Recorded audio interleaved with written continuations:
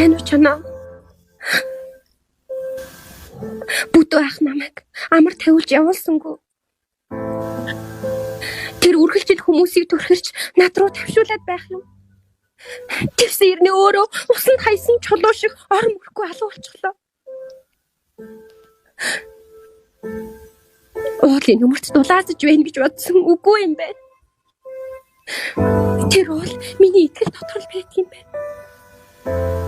Амтд зүүднээсээ сэрэж дотор минь зилүүд шүн шиг хоосорч сэтгэл минь хуурай сайр шиг ангаж бүгд хэмжиж байна. Тэнд итгэл байдгүй юм байна. Итгэл найдвар бол хүний сүнс юм байна. Итгэл найдвар бол хүний зам юм байна. Итгэл найдвар бол хүний утга учир юм байна. Хүмүүс заримдаа үзэгсэлэнд нуух шиг харагддаг хэрнээ ойртоод очиход хоосон зэрэглээ шиг байдаг юм байна.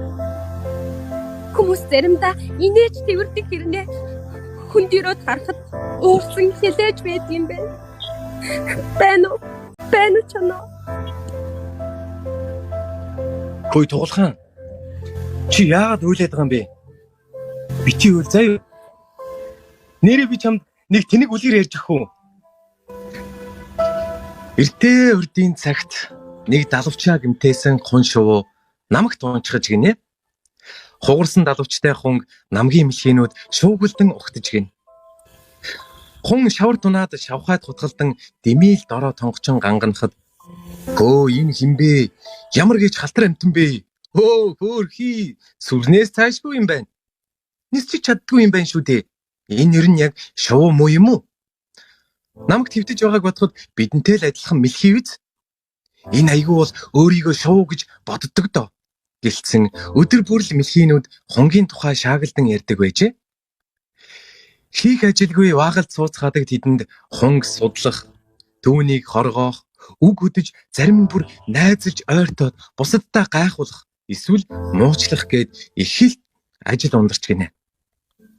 Өөр намгийн мэлхийнүүдэд хүртэл зарим нь гүйж очоод өөрсдийнхөө намагт ирсэн хачин амтны тухай ярьж, тийм сонин орчин суугчтай болсноо гайхуулж нэг, гадуурхаж нэг элдвийн л үлгэр зохиож гарчээ.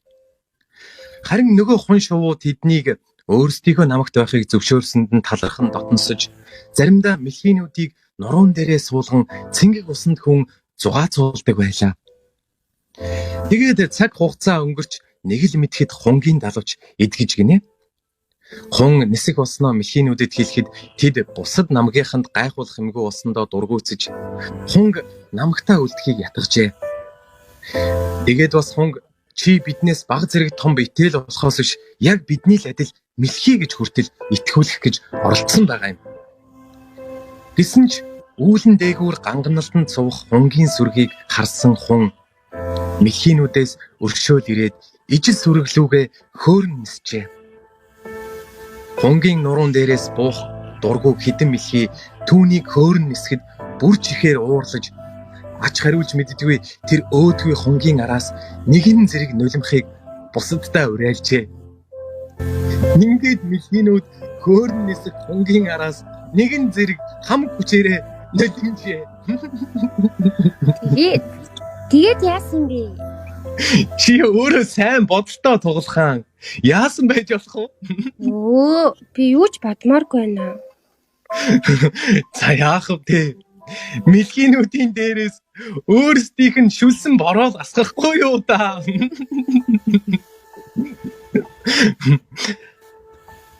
Чамайг мэлхий биш, хун байсан л тэд уурлаад байгаа байхгүй юу?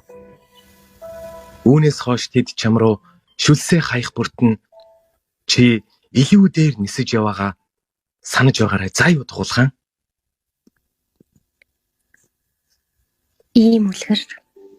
Ийм үлгэр надад ярьснаас хойш хүмүүсийг муухай харах бүрт, хэн нэг нь гадуурхах болгонд, бүдээ ахын танил найзууд утсаар залгаж элдвээр загнах бүрт залуу чоны ярьсан үлгэр санагдаж дотроо би инээдэг болсон юм да.